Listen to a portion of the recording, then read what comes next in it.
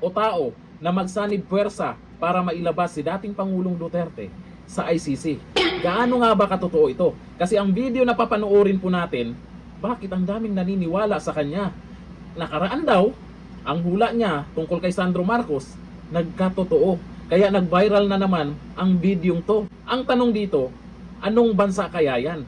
Sino kaya ang tutulong kay dating Pangulong Duterte para mailabas dyan sa ICC? O ito, panoorin po natin ang video.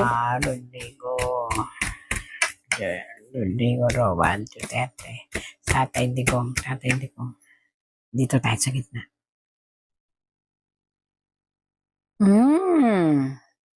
Alam ninyo, talaga sigurong napakalakas ng ating Tatay Digong sa divine intervention into the universe. Look, isang napakalaking tao. Bukod kay Trump, bukod pa dun sa isang presidente, ang muling magbibigay ng suporta sa ating dating president na ngayon ay nasa ICC na pangangalaga. Itong taong ito ay isang hari. Hindi ito isang presidente, hari.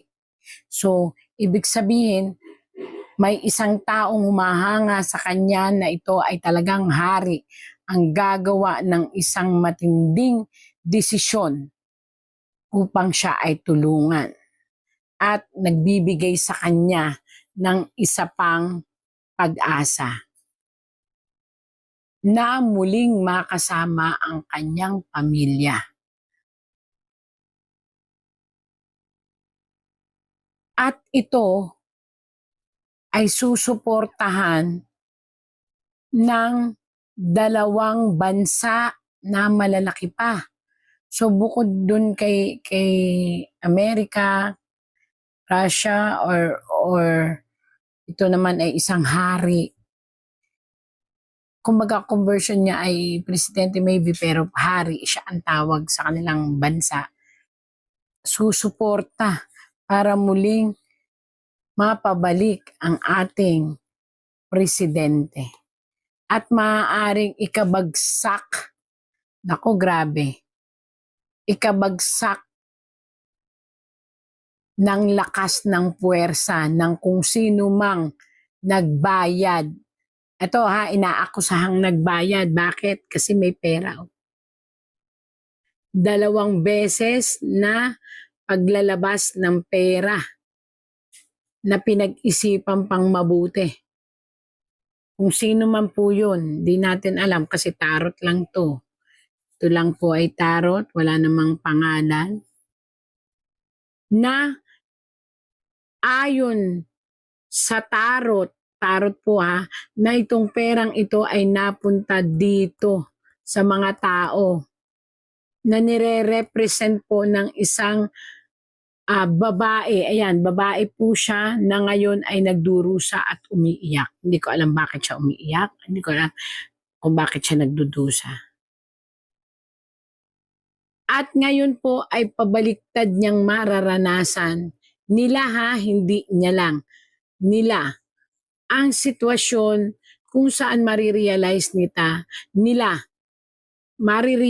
nila na anong puwersang meron dito sa lalaking ito. At bakit sila ngayon ang magdudusa. Kaya lang, again and again po, pakabilisan dahil po hindi na kaya ng katawan ng ating dating presidente kasi nga po nagdaranas na siya ng sa dugo, maaaring sa diabetic niya, tapos sa memory niya medyo humihina na kasi may edad na, and sa mga tuhod, bituka. Karamdaman po ito na dumadanas ngayon ng matinding pag-ikot sa katawan niya ng karamdaman. Pag-ingatan po hindi ko alam pero tarot lang po ito. Pag-ingatan ang isang lason na maaaring magpahirap sa kanyang katawan. Ay, naku. Sana naman may magbantay sa kanya doon about sa mga pagkain. Ito po Ingatan.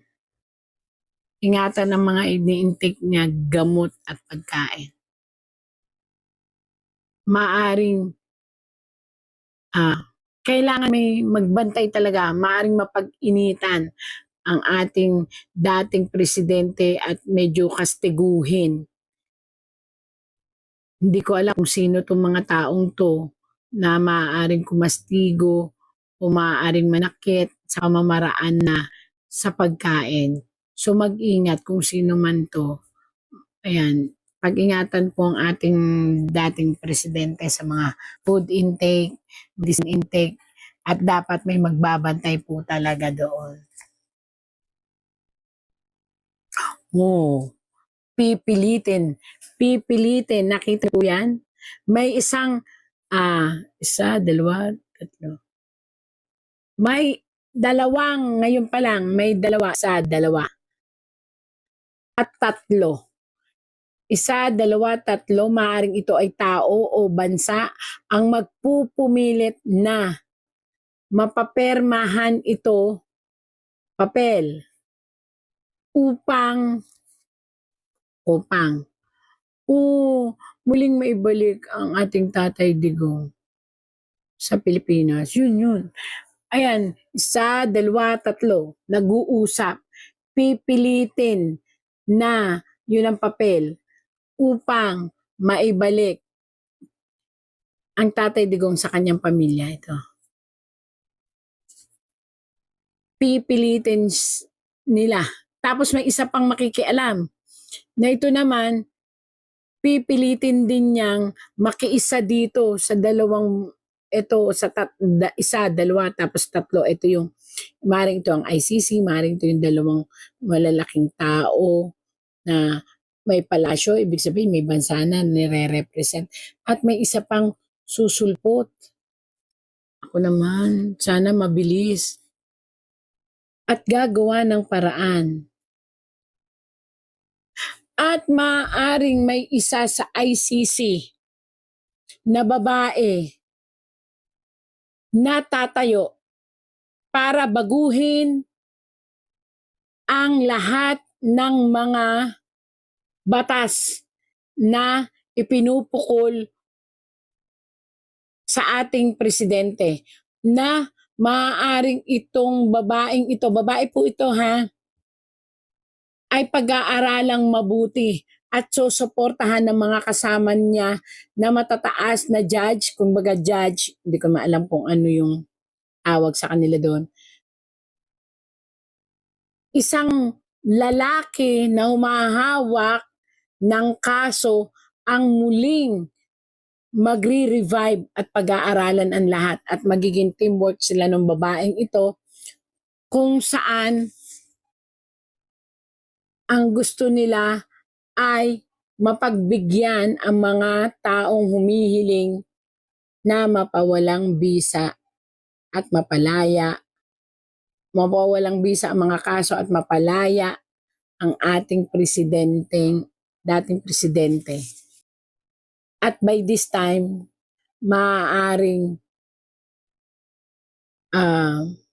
matakot sila na muling makinig sa ibang bibig or isipan. Sana mangyari na. Di po ba? Bakit? Kasi ayaw kong magkagulo. Ayan po, nakabaliktad na babae. Ibig sabihin po nakabaliktad na babae, isang bayan. Isang ina natin, Mother Earth o Mother, nation. Ang inang bayan natin. Huwag bumaliktad. Bakit ako excited na mangyari na po ito? Para po wag nang magkagulo. Yun lang naman ang pray ko eh. Maayos na ang lahat at huwag nang magkagulo, palayain ang dapat palayain. Ayan, sa dalawa, tatlo.